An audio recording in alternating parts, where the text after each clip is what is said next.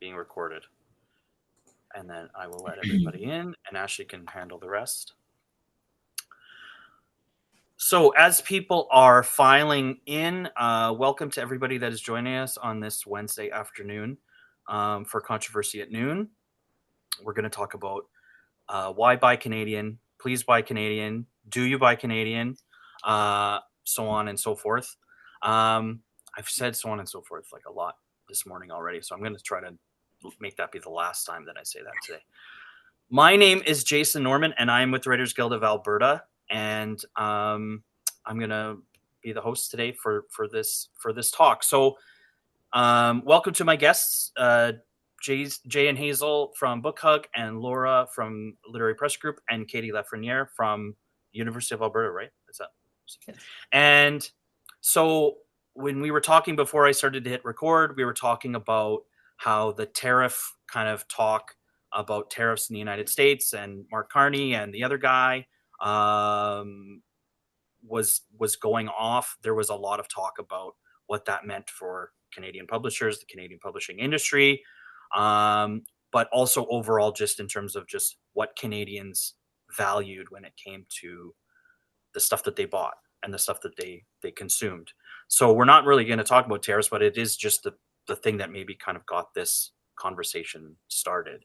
So Katie, the first thing that I wanted to ask you is, like, is this traditionally something that consumers, when they're making their decisions to buy anything, are they thinking about where it's made in terms of the local, and how big of a factor is that, like, all the time when people are making decisions when they're buying stuff? Right. So it's kind of a loaded question because most consumers will say that buying local and buying Canadian is important to them. Like when we see these surveys, like at least 60% of consumers are saying, yes, it's important for me to buy local. But this doesn't always translate into purchasing because it's not the only factor that is important to consumers, right? We consider things like price, we consider quality, we'll consider who's the author, we're going to consider the genre, we're going to even consider like how far away is the bookstore from where I'm living. So highlighting that the product is Canadian, it helps and it does explain, maybe it depends on the industry, up to 6 or 25% even of the purchase decisions that we make can be made depending on this kind of messaging that it's buying local. So it's one of those things that you want to add to your messaging, but it shouldn't be the most important message that you have, right? Like if you were creating a website for yourself, you would want to have maybe like proudly Canadian or the Canadian flag on your website, but it's not going to be like the top thing that's above the fold. That's the most important thing that they want. It's kind of like a part of the checklist that consumers are going through.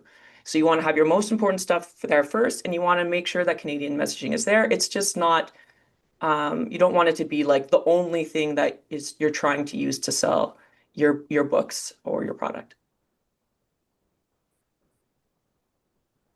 Oh, you're muted. Muted.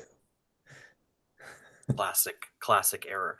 So during the discussion about tariffs, that was happening with other products, and like I was saying before we started to hit record, and I was talking about peanut butter, and like I'd made a decision that I was like, there's peanut butter that I like that is basically made in Tennessee, and then they bring it in, and a company that is like run in Canada sells it, but I was like, well, I'd rather just one that at least like made like squished the peanuts and made the stuff in Canada and then shipped it to the grocery store. And I said, well, I'm going to make that decision and I'll pay, I don't know if it's more, it's probably not less.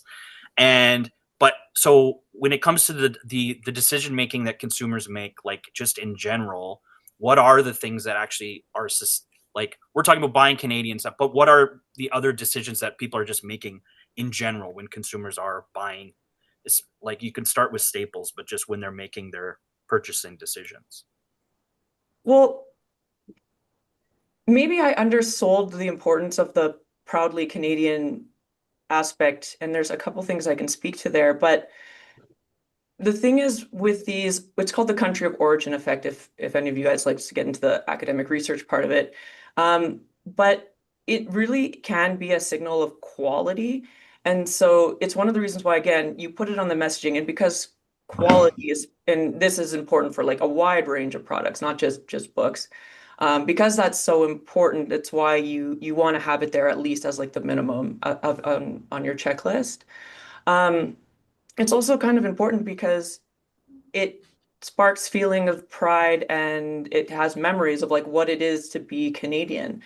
And another thing is it tells the world what's important to you, like where we hang out in the world and the stuff that we, the clothes that we wear on the bodies, the books that we're carrying around with us to like wherever we're going to the coffee shop. All of that tells the world who we are and what's important to us. And so when it has those like Canadian signals, then it has this second purpose for us to be valuable. And so I guess when we're thinking about these like decisions of do we want to buy, like should I buy like the peanut butter because it's made in Canada versus not, um, those decisions will become more important during times like now where national pride is at a higher level. So there's always going to be some consumers that care about it a lot and some consumers that don't care about it very much. Right now, we have more people that care about it a lot. And Jason, based on the example you gave, you sound like someone that would care about it a little bit more than maybe other people. And so, because of that, the messaging is always going to be useful and it's always going to be speaking to them. It's just the amount of people in that target group might expand or get smaller as these messages about like the 51st state and tariffs as they come up. Then we'll see it expand a bit more. And then as those messages go away, we might see it shrink a little bit more. And like just quickly, like, so also in my example, so most people probably don't make their purchasing decisions based on like punitive, just like they're not saying I want to buy Pepsi because I hate Coke, or I don't like the owner of Coke. Like, do people, is that a thing? Is a negative kind of spiteful thing? Is that part of actually kind of decision making that happens? It totally is. So Oh, consumers like to use their dollars to express their support or opposition, and this works for governments as well. So it's like boycotts, or they call boycotts, B-U-Y, boycotts. And so this can work even for non-Canadian populations. If we have people like non-Canadians that are even sympathetic to being like, why would they introduce tariffs? Why would they say that we're the 51st state? We might see actually an increase in purchases because of this proudly Canadian messaging, because of this nature that we have to use our dollars to express our support or opposition for businesses and for governments. And so the one thing I'll say though is just because we use we do tend to put our money where our mouth is, at least in some ways. Again, like if it's way out of our league and we're talking about the most luxurious book that I can't even afford to get anyway, then like it doesn't matter. But let's say all else being equal and I it's something I want to buy and it's something I can afford to buy, um, then you can see these messagings comes to work. But I'll just say that one problem, and because you might then think like, well, let's specifically mention in our marketing efforts or in our advertising things like oh, the tariffs are bad or the 51st state. And I would not necessarily recommend to go that far with the messaging because we as consumers, like we like to purchase things that give us pleasure and give us joy, and we like to think about nice things, and we want to think about things that are going to make our lives better. And because of that, we think about tariffs maybe because we have to, because we're kind of forced to. It's kind of like a begrudging thing for us to do. And so it's just one of those things that, so you have the messaging and it's not front and center. It's important to have on the web page or in that, but not as like the main selling point. But also you don't want to go even further and talk about like those negative things like tariffs. Like let the media bring those up, and those like cues will work to bring national pride to like a higher group of people in those moments, and it's going to like help in that way. But you don't necessarily want to say it yourself because you want to make sure that you are like the solution to everyone's problems, that you're giving them the fond memories and like the sparked feelings of status and joy and national pride and that kind of thing. Awesome. Thank you. That's a great place to start. So Laura, let's go move let's talk about quality now. Let's and so cuz especially with how we started this conversation, the one nice thing about books is like basically all things are equal economically basically. Like books cost roughly the same. Maybe I'm starting in a bad place with the but like it's not like San Marzano tomatoes and like canned tomatoes from like it's we're not dealing with the same quality differences when we're talking about the book industry, but thinking about like the LPG, the literary press group, the publishers that you represent or the publishers that you work with, and on your website the kind of the talking about building a strong Canadian literary culture and what that means to you specifically, but also what it means to the groups that you represent. Yeah, the elements of a strong literary ecosystem, I think you mentioned before, and that's certainly something that we are always trying to promote in a literary culture. Our members are 65 independently Canadian-owned independent presses. What that means, of course, is that they're not a branch plant of a multinational Big Five publisher. They are in communities across our country. They are contributing to economic activity in a number of different ways, and we've been trying to message that lately. But I think it's really critical to point out that they're essential cultural contributors too, and they discover new authors, they support the careers of authors. And I guess that's the way that a book is not like a jar of peanut butter, in that, Canadian publishers are interested in the wild diversity of our stories of various communities across this country, where a multinational publisher is less interested in artistic aims and taking a risk for a much smaller market. So, books are products of human creativity. Um, I think what we're talking about though is getting that message out and making the awareness of both the cultural import and the economic spin-off activity. Um, when you talk about Canadian made, we've been trying to get the message out that our members, there's sort of a checklist of things that you can look at for a book. You can say, is it Canadian authored or not? Um, is there a Canadian publishing workforce behind this book? There are very skilled people who edit, design, translate books, and our members employ them or they use freelancers who are here. Where is the book printed? Where is it warehoused? Who's distributing it? Our members check that box. It's all in Canada. And then finally, the money stays here, as you were mentioning earlier. It's not leaving the country to go to a head office somewhere else. And I guess the other thing too, so thinking about obviously before the last 6 months or before the last year, like obviously saying that you're Canadian, saying that talking about this checklist to consumers of books in Canada was obviously part of what you did, but maybe it's been spotlighted lately. But why has that always been an important thing? Like you kind of touched on it, but like how in terms of the marketing itself, because I guess I'm we're all kind of we're kind of singing from the same hymnal situation. Like I know why buying Canadian books is important. I know why, but when it comes to, once again, consumers making their decisions, how do you find that they're making those decisions when it comes to those specific things, and how much does it move the needle? Yeah, I mean, those are great questions, and the biggest challenge I think for Canadian-owned publishers is helping people there is an awareness gap. How do we help them understand? Many general readers are not familiar with the press, the publisher behind a book, and we would like them to be more familiar with that for sure. We've seen examples of some independent bookstores doing wonderful things lately to highlight Canadian-owned presses, partly because of this moment, because their customers are actually asking, where's this book printed?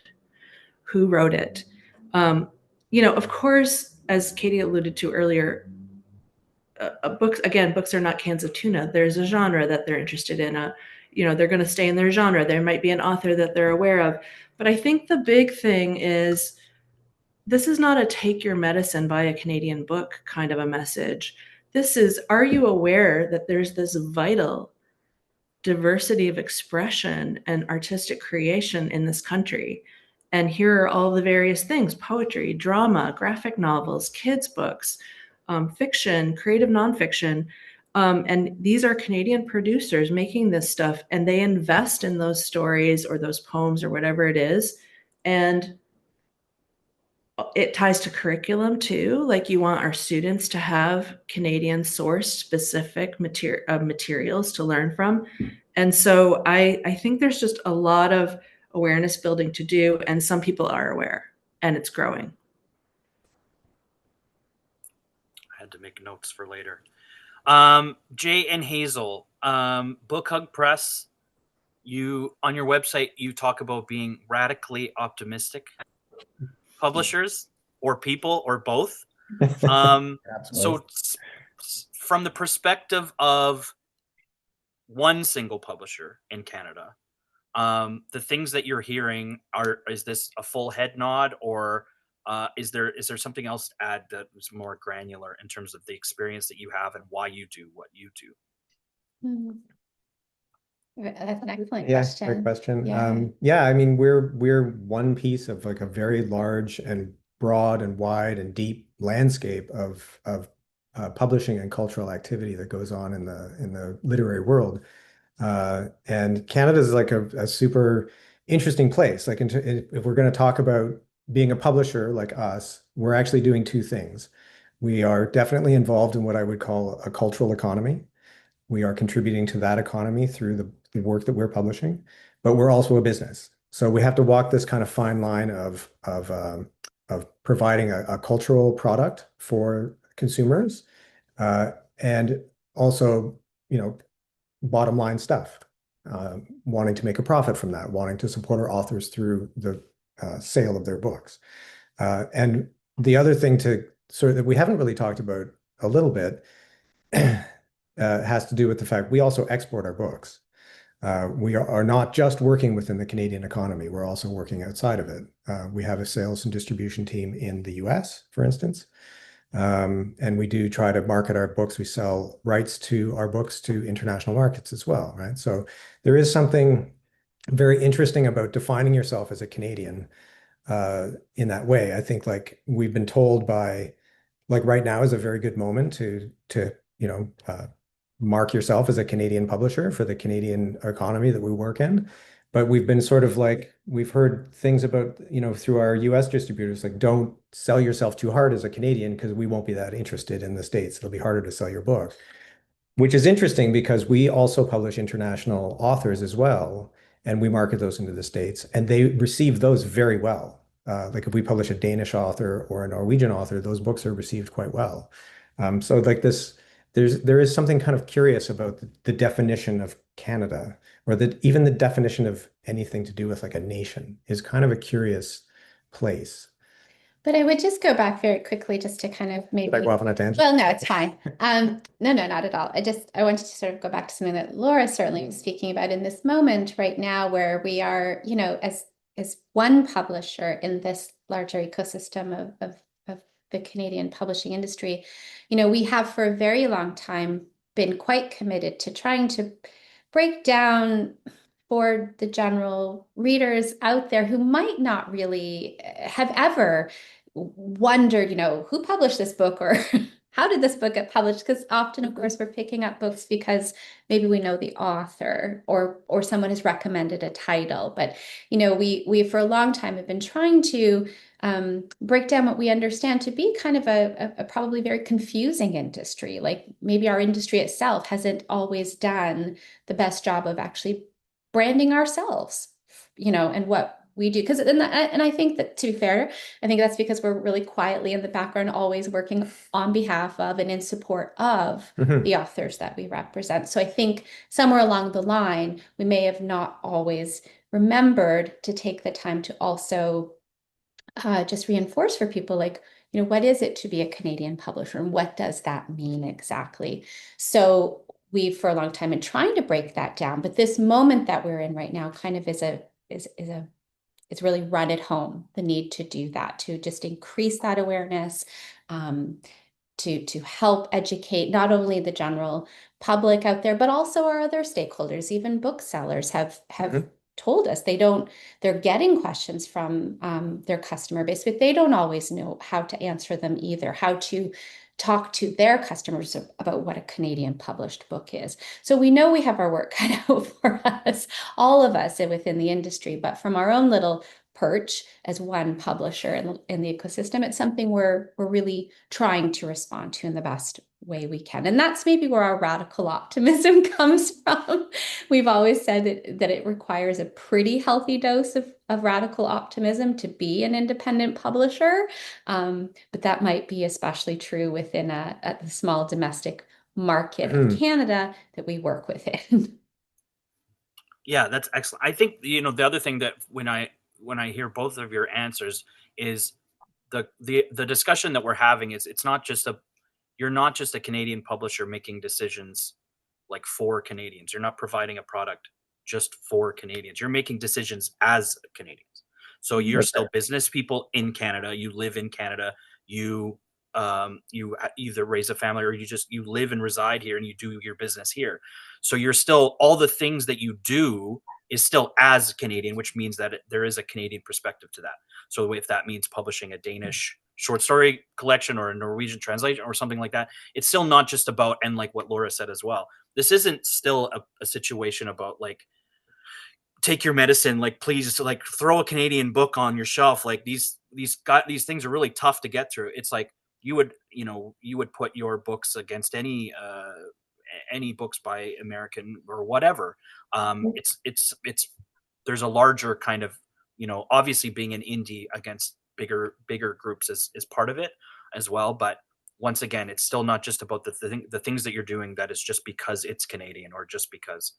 Jay, I was wondering, so I met you at a book conference and book fair in the United States, and there was few Canadian publishers there, but there were, and it was at prime time. It was like the end of March this year. It was prime 51st state time. And we started to talk about, your experience with that and also your experience at that specific fair. But if you could quickly talk about your experience being in America. You've done that before, being at this book fair, I think. But just when you're selling books, you're selling them to basically 95% of the people there are Americans that you're selling your books to. How are you telling your story to them, and what are you putting forward to them when you're talking about the books? And then also, what was some of the response you got maybe just recently in this last trip? Yeah. I mean, we've been doing export fairs like that for years now, like 10, 15 years we've been going. And this year was particularly interesting. Like it was, there was a lot of anxiety about actually going. We're really glad we did, because we did drop down in and amongst, people that are interested in literature. There weren't any people there that were telling us to get out, like all that sort of stuff. We received like a lot of apologies actually when people found out that we were Canadian. People are very concerned. Lots of, yeah. Yeah, lots and lots. Like they're embarrassed about what's going on. The kind of animosity towards Canada from the administration there, they're not happy about it. So when we first got there, we were being a little incognito, perhaps. But then towards the end, we were putting up little Canadian flags on our booth, and people were recognizing us right away, and they wanted to talk with us. And some people actually started to talk and started weeping. It was really emotional, actually. And they did want to support what we were doing, So often we would sell a book, but every time we go, we always let people know that we're a Canadian publisher. Curiously, the first few times that I went, people thought I was an American publisher because the website that we use is .ca, so they assumed we were from California, as opposed to thinking we were from Canada. And somehow that kind of worked in our favor in the early days. But now we still have that sort of point of pride. We are a Canadian publisher. We are here to share our vision as a publisher, and the reception amongst colleagues there and amongst readers has been very positive. That's great. Yeah, it was as a Canadian, and the joke about being like sorry, that kind of a thing. many people, the first thing that they did when they saw Canada was they said, "Oh, I'm so sorry." They're like, "I'm so sorry," about, which was totally wild to be in the States and have people apologize. It's true. Yeah. Katie, so I saw, I think it's there's a taxi company in Edmonton, and on the back of the window it says, for every dollar you spend on a ride share, 40 cents leaves, either 40 cents leaves the country or 40 cents stays in the country. Just what is, when we're talking about some of this stuff, where we're talking about multinational, companies owning Canadian arms of publishers and things like that, what does that actually mean when they say that money is leaving the country? Like, what is the basic kind of idea there when we're talking about like money leaving the country? Well, I guess that in that case, that would be the reflection of, so that there's that portion that goes to the driver who is Canadian, but the business and all the people that run the technology and run the app behind it are not Canadian. And so those salaries don't end up staying in Canada, and they don't end up becoming consumers in Canada that are continuing to drive our economy. And that would certainly be a source where people with higher national pride would think twice before they, like, if they, assuming, like, the two taxis are like about the same price, that they would pick one over the other. But okay. Yeah. So I just wanted to speak a little bit to what Jay and Hazel were saying about being Canadians in the United States, and how one thing with the country of origin research that seems to speak to this would be about how we all have stereotypes of what other countries represent, right? Like, we might have a stereotype that, like, Japanese people are good with technology, and that, like, French people are good with all things hedonic and pleasure and that kind of thing.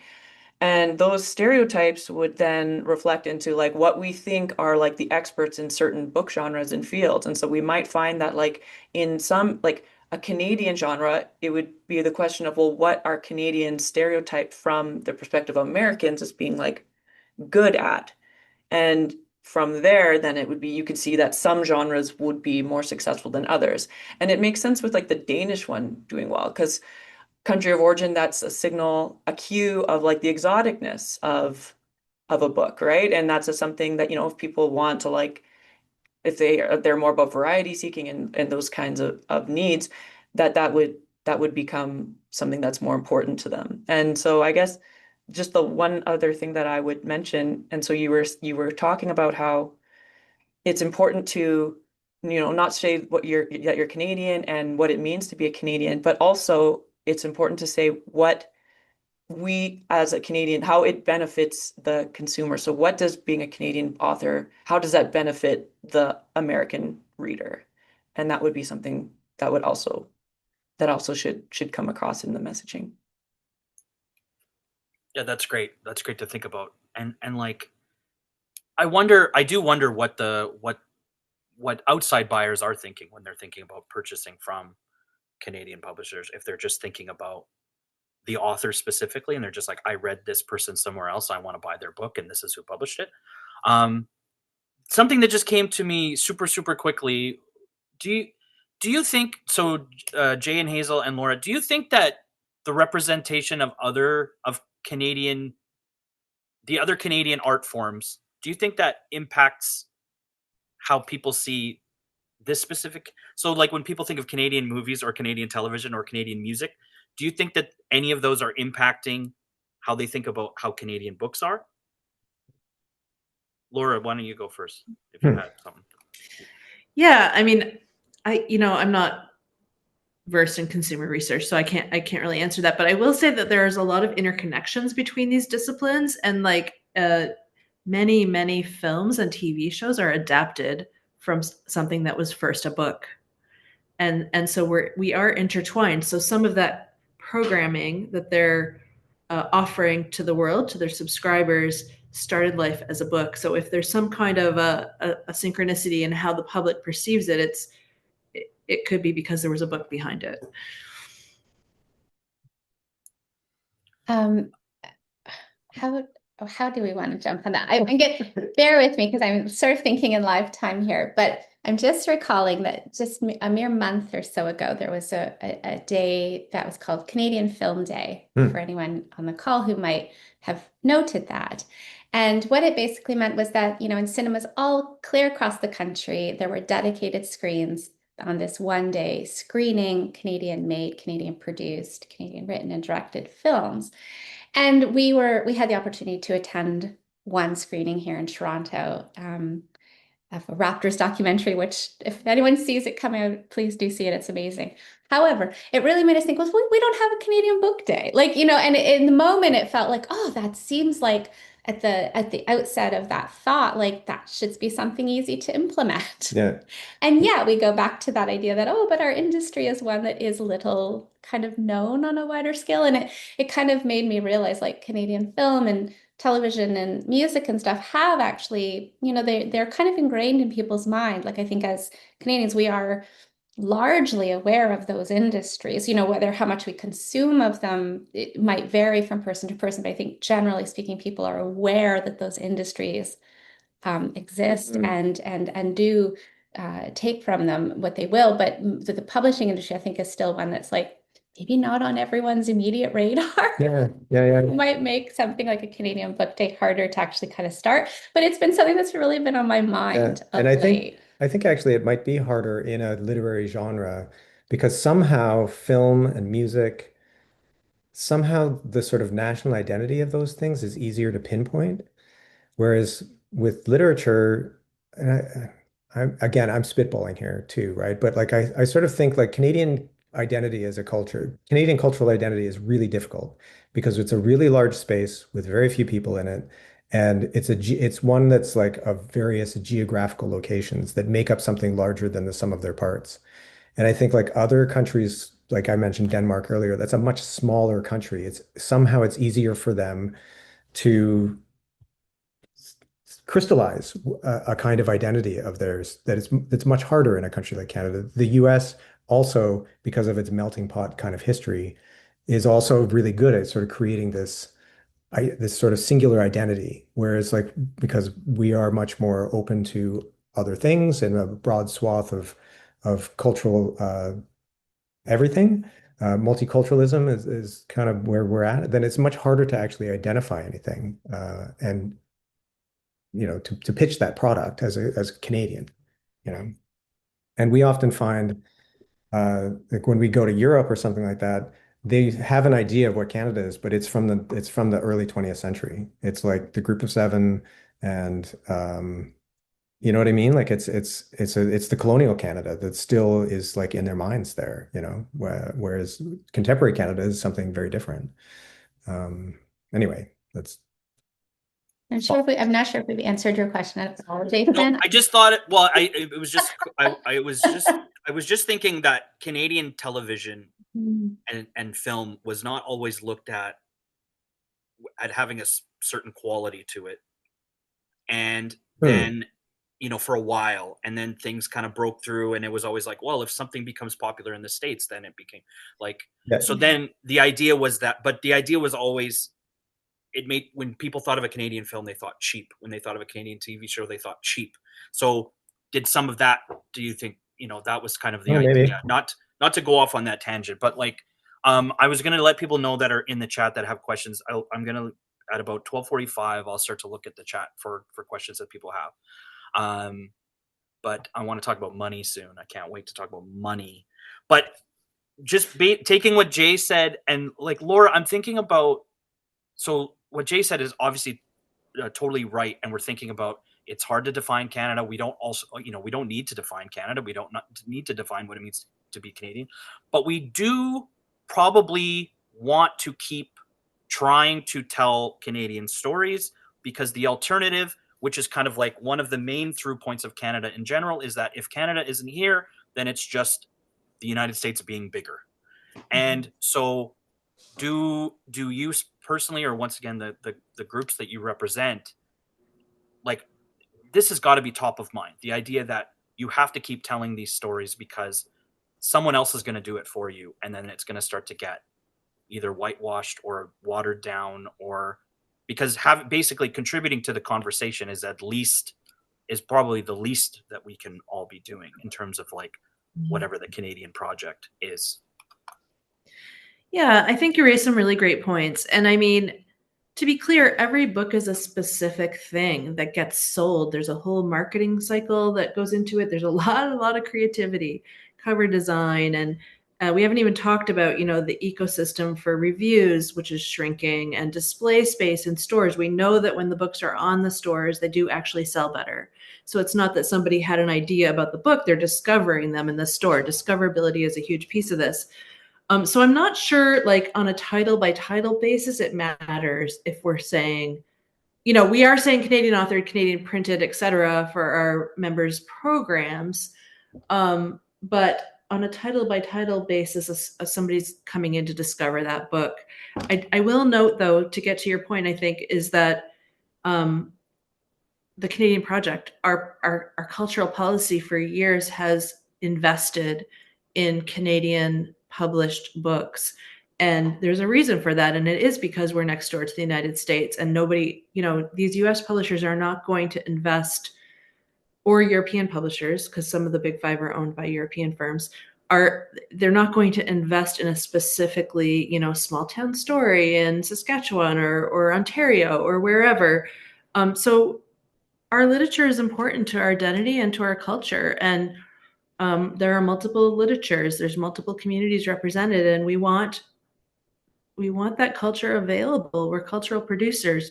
And so funding is part of the answer. And I will note too that we now have a new cabinet minister title change to Canadian identity and culture. And so I think you've put your finger on something about, how do we get people to understand the multiplicity of things that go into Canadianness? So, when I watch, so we're going to talk about money now. So when I watch shows like Dragon's Den, you have these two people and they come on, or Shark Tank, and they go, hey, did you know that the napkin industry is a $1 trillion a year industry? And if we got just 1% of that with our new napkins, we would make blah, blah, blah, blah, blah. And you go, well, yeah, but like, just because the industry has that much money that comes out of it doesn't mean that just because you get into it, you will get a piece of that amount of money. If anyone's following me. So the Canadian books in 2024 was about $1 billion in sales. Sorry, not Canadian books. This is the part. Sales of books in Canada was $1 billion. It's about 50 million books. And that's just what was tracked. There's still like people selling books on the street and used books and things like that. But like, this is not, we're not living in a country where reading is not happening and buying books isn't happening. $1 billion seems like pretty good to me. It seems like it might be going up or trending and things like that. So this is based on the BookNet. As soon as I can go into the chat, I'm going to paste the little link I have to this. So they say 12% of print sales of books in Canada were books by Canadians.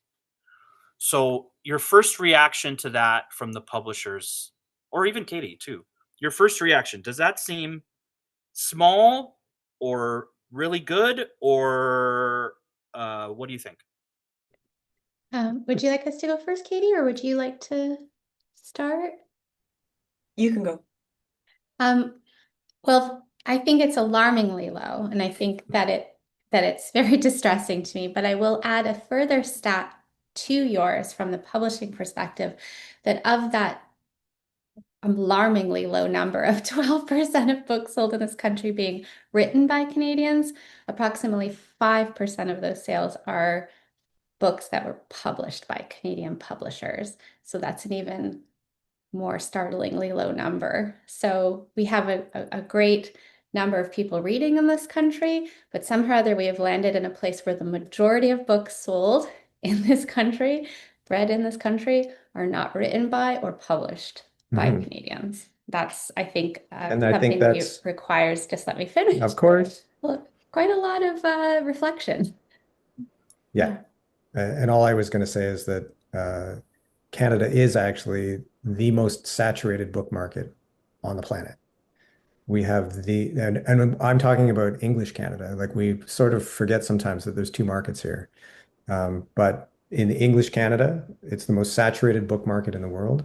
You've got all the books coming up from the US, you've got all the books coming in from the UK and other English-speaking world places.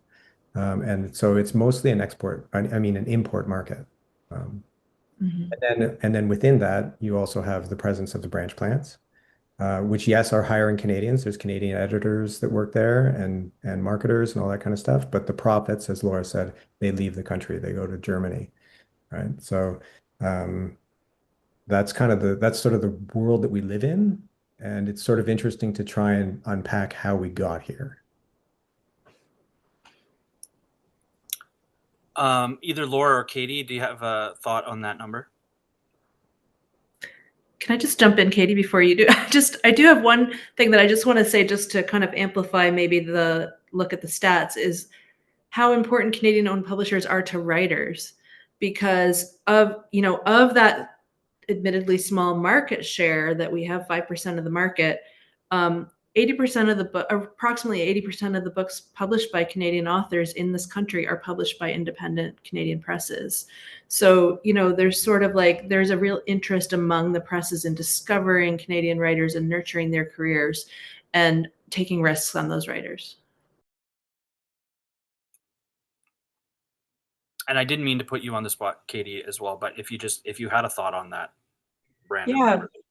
And I mean, it's hard for me to decide if it's a small number because frankly, I'd want to know it in terms of the proportion of books available. Like it could be that only on like in these bookstore shelves that only 5% of the books are Canadian books. And then if we're making 12% of the sales, then actually that's a great number. And this is not to say that we shouldn't be working to have more Canadian publishers and to have like higher sales. Like, I mean, I am a business professor, but it's hard for me to gauge where that number lands without knowing like the proportion of all available books. But there's always space for improvement, especially in a competitive market. When I look at this, so if I'm saying 12%, so then I'm saying 12 out of every 100 books sold in Canada were written by a Canadian. And based on the stats from that link, that means about 6 of those are books for kids, and about 4 of them would be nonfiction books, and about 2 of them would be fiction. So for the group that I work for, and the people that are probably watching this or watching it later or listening to it later, these are all people that want to work in a Canadian book industry. And these are people that will, if they are ever published, will be published by probably a small Canadian publisher, or a publisher in Canada, and that mostly their stat will contribute to that 12% if they are ever going to be a success in the industry. So if I was somebody that wanted to be successful in an industry, I would also probably support that industry as well. I guess that would be the thing that I would say. So like if I was going to school to try to be to be a radio personality or a television personality, I might buy TV. I might listen to the radio. You know what I mean? Like I would like, if I wanted to work in film, I would probably watch movies. So I think the reading part is there, but I think that if you want to contribute to this industry, probably helping to make it stronger. Now we're probably, once again, this is probably maybe preaching to the choir a little bit. Maybe these are the groups that are contributing to that 12%, but it's like, to me, it felt like a small number. To me, it felt crazy small. And then, Laura's number kind of helps with that. Cause then you kind of say, look at who's doing all the heavy lifting. There does feel like there's a big shadow looming from the big four or whatever we're going to call them, that are Canadian publishers in name only sort of thing. And the idea that like we just had Independent Bookstore Day around here last month, and it was a big push to get people into independent bookstores. And then the independent bookstores, and I think Jay, we were talking about a little bit about this before, it's like they want the sales, they want people to come in because they themselves are Canadian owned and operated. Mhm. But if 90% of everything that they sell is going to Random House that's owned by a German consulting firms, so on and so, like, it's like, oh, I said I wasn't going to say so on and so forth. Like, we're trying to not work at odds with each other, and we need the Canadian, we need that. But it's like, so once again, this isn't about taking medicine. This is about just realizing what good is out there. Maybe there's some legwork that needs to be done on all sides, but it's just like, this is not a group of people looking for a handout. These are people that represent people that are doing the heaviest lifting probably in the Canadian publishing world. I do not want to shortchange the people that are looking for questions, so I'm going to go into the chat. And okay. First, if a Canadian publisher uses Amazon but knows the books are printed within Canada, is that acceptable? Oh, so they're talking about Canadian publisher maybe being like working with like on demand, using Amazon for on demand. So this might be, Laura, what we talked about before about non-traditional specifically. I mean, we're not trying to make, I guess, judgments on how people operate, but does anybody have a comment on that specific question? In terms of like using Amazon, but then if Amazon is employing. Yeah, I saw that question earlier, and if it's about sort of a non-traditional publishing arrangement, I can't speak to that. But if it's about Amazon as a platform to sell books, yes, our members, that's just one of many channels that they can use to sell their books to customers. And there's arguments for and against it. All kinds of arguments about access and accessibility to people who, especially in rural areas. But I would just say, and there's some troubling aspects from a publisher's point of view about some of their practices at times, but yeah, they try to make these books discoverable and available to readers through every channel. And if people have more questions, they can definitely put them in the chat. Katie, are there examples of, like, I'm just trying to think of industries where like industries that were not supported, that were not, maybe not even cultural industries, where things like ran dry, or things just business, and what that meant to like the actual identity of the, like, the countries of origin that these things came from. Like, I'm just trying to think about, are there examples where that we could use to be like, if this industry is not supported, this is the alternative that could be down the road. If it happened to like Kobe beef, or I don't know, I'm just trying to think of like when you associate something with a place, and then that place and that thing stopped being made or sold, you know, what happens to those areas? Maybe in small examples, or maybe there's bigger examples that I just don't know about. I'm not quite sure I understand the question, but speaking of beef, it's like when Earl's Restaurant said that they won't just buy Alberta beef anymore, and it was like this huge uproar of like, we can't eat at Earl's if they don't support our like industry. And so it's ironic, because if they'd never had that messaging in the first place, probably no one would have cared. There's so many restaurants that don't even have that at all. But it's the fact that they're taking it away, and there's this the theory is reactance theory, where we just react to like of our like rights and our opportunities being taken away, that people are kind of going to. And so it's one of those things where, yeah, until it goes away, people might not like have that passion, but we hopefully would not get to the point where these kind of industries disappear. Does that help? It does. I mean, it's probably not just because it's lunchtime, but the food, it's so easy to talk about the food stuff, because I also think in the food industry, I think with the cultural industry, it just feels like there is a way to do the same thing, because I think when local restaurants are talking about the food that they serve, and they talk about local, that message gets through to people so much more than it did probably 20 years ago. And they go, okay, this cow is raised down the street, that like this cow came from Wetaskiwin, and the eggs came from Sylvan Lake, and the cheese was here. And you go, and in my brain I go, oh, that's great, it's from over there, and the farmer, and you can see it all. And then the owners of that store, or of that restaurant, live, you know what neighborhood they probably live in, which means, you know, that where they pay taxes, that their money goes back into their store, which means employing people, employing producers, and things like that. all of those things that I'm saying, you can say with the cultural industry. Laura talked about it before. It's not just, and I think Jay and Hazel did. It's not just Canadian producers of story. It's the Canadian printers it's the Canadian distributors, it's the Canadian editors, it's the Canadian illustrators, it's the Canadian da da da da da da. Now, that message does not get through in that same way when people go, "Oh, buy your burgers from this place. It's local this and it's grass-fed that." It's like it doesn't get through. And I think part of that is because I think, the controversy at noon part of it is I think that we are working in kind of cross purposes with, there are big publishers that are Canadian that can still say, well, support Canadian because it's Canadian, but that money is not, it's not that they're doing it in bad faith, but it's just that money is going to different places and it's supporting shareholders and it's not supporting people that they employ within Canada. So I just think that, to me, that's why it's so easy to use the food analogies, because I just feel like it works for them and it works better than it used to, instead of like going to chain restaurants and people making better decisions about where the food that they consume comes from. Yeah.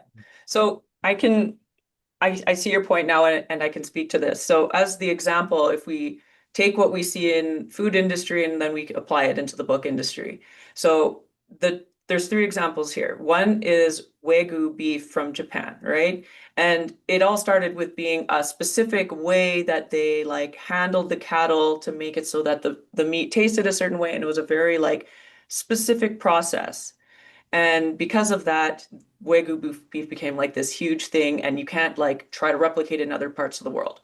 And so that's just it's been remarkable that way. But then we see Kobe beef and we see Alberta beef. And the interesting things about those two in comparison to Wagyu beef is that they don't actually have the same processes. They're just about the region of where the cattle is done, but they don't actually treat the cattle a certain way to make it so that it's actually a competitive advantage and it's a better product. And so, but they've worked from a marketing perspective because they've gotten the customer to believe that there is a difference there. And so if we tie this back to the book industry, the question is like, well, what is the benefit to the customer that then can be translated into like with the Canadian icon? And that's where we're lacking right now, is we don't know like, okay, does this mean we're getting like a certain quality of this? Does this mean we're going to get like a certain story of this? We haven't really said what is like the advantage that comes from Canadian, aside from just supporting Canadians, which will work. And we kind of talked about that earlier in the show of when that works better or worse. But if we have this like very clear messaging, then we can do what we did with Alberta beef, what Kobe beef did with the book industry, and making it so that there's this like clear cue and tie where it's like, oh, so if I get this Canadian publisher or even just Canadian publisher in general, that means I'm getting this type of product. And I'm not saying like higher quality, lower quality. It has to be more nuanced in terms of the attribute that we're saying is going to be specific. Maybe it won't probably work for Americans, but like maybe the exoticness, like the wild, the more environmental. I think these are all stereotypes that come with Canadian, with like if we're talking about consumers outside of Canada, stereotypes of Canada.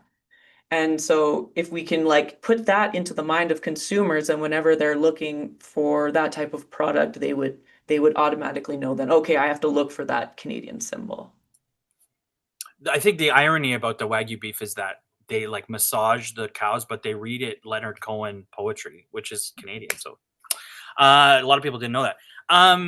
I think the other thing is, Katie, that's a great answer. I think the only thing that feels largely different is it feels like with Canadian books, it feels like we can largely talk to, as much as sales and stuff exist outside of Canada, we can be talking to Canadians about this. And Alberta beef even was a thing where they're like, they really wanted those exports. They wanted to send it out. And that's why the other problems that happened with like Mad Cow and stuff like that, it was a big problem because so many people outside of Alberta and Canada bought it. But here, based on that $1 billion number and things like that, there's a lot to work with within Canada. So call to action is probably a perfect way to end here. So I've got Alicia's question. What advice? We'll go around the Zoom. What advice would you give? Would you all give for us writers as readers to help support the Canadian book industry? Is it shopping at indie bookstores, which is not always possible if you don't live in major cities? Telling friends about Canadian books, buying Canadian authors on Kobo or Amazon? What has the biggest financial impact, and maybe what has the biggest impact overall? Jay and Hazel, why don't we start with you? Thank you for that question. That's an excellent question. I would say all of that and more. You almost kind of answered your own question with the. I think a lot of it about is dialogue. Where we can start just discussing and dialoguing with one another and our friends and our networks about Canadian authors, and just challenging one another to think more. When we recently put out kind of a challenge, if you will, to consumers, that the next time you walk into a bookstore, or if you are in a locale that is where you are able to walk into a bricks and mortar store, is to seek out books published by Canadian publishers that are written by Canadian authors. Like, ask the bookstore where they are on their shelves. If they're not there, speak to them. Well, why is that? Why don't we have that kind of representation in our Canadian-owned bookstores? Where is that support, that infrastructure in place to ensure that all those books that have come to market, aren't they in the market, right? So, like, using our consumer powers to kind of get out there and start those dialogues with all of with the booksellers and the librarians and everything, to just see those books represented and available. Because I think that the thing that a company like ours, the largest challenge that we have as a company is discoverability, right? Like, as I said before, for whatever reason, we've created this import market. We've created this market where the branch plants control most of the marketplace and stuff. And so we have to kind of like operate in the shadow of that in a really, which is a challenge. It's kind of like swimming upstream all the time. But the more, like, we try to do things like we include a list at the back of the credits. We include the credits of who designed the book, who, and I, we go to the movies all the time. How many people get up and leave the theater before they don't even watch the credits? And you see thousands of people's names on some of those movies that touched it in some way, that made it, right? And so we try in our own way to sort of like provide that transparency in our books as well, so that you can kind of see who's made it. But and I don't know, I'd like to think that maybe the public could start thinking publisher first. Like, I remember when I got into this industry, I was really interested in who are the other publishers, and I started to look for those publishers, and specifically, right? Like, when I first moved to Toronto, it was really exciting to discover Coach House Books. And I would go around and I'd look for their logo on spines, right? The little printing press that they have. And so I've always kind of approached a kind of publishing first kind of way. If there's a publisher that I really like, I trust them to select something that I think is going to be really interesting to read, and I tend to buy it and read it. So maybe just like a slight shift, that includes the publisher in some way, would be good. Yeah. Like people that seek out A24 movies. They're like, exactly. Exactly. Yeah. There's a brand awareness that we are trying to build with our curated list of titles, and that all the other publishers in this country are doing as well. So, yeah. Laura? Yeah, I want to jump off those very excellent points. Every publisher has a sensibility. They have a unique publishing program. They're curating. And writers who are our audience today, often they're thinking of submitting their work to a publisher. And so they need to understand those publishers before, to make sure that it's a right fit. So every publisher has a website. They're on our website if you wanted to list lpg.ca members. But you can just look, go to the store or look online. And the publisher information is always in the details. In a physical book, you can open it up and see where it was printed, who published it. So you can look up those things. And I think writers are very motivated to do that anyway. And I hope they will, because they can then sort of discover, again, that word, this publisher's very doing cutting edge graphic novels. This publisher's, interested in queer lit. This publisher's interested in diaspora stories. And that will serve you well, both as readers and as writers.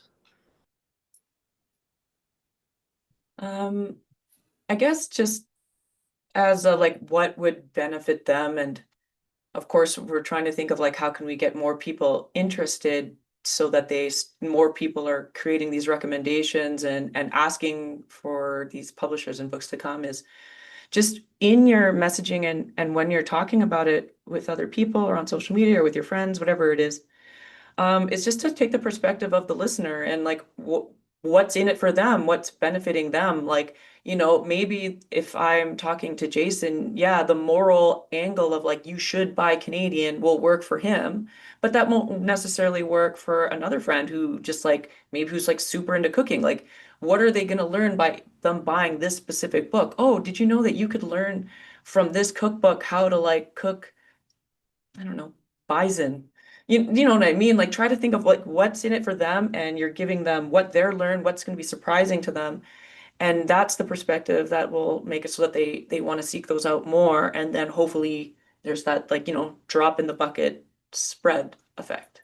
But it comes down to taking their perspective. Yeah, still trying to think about what the consumer is looking for, and are they getting it from not just the, like you said, the nationalism kind of perspective of it.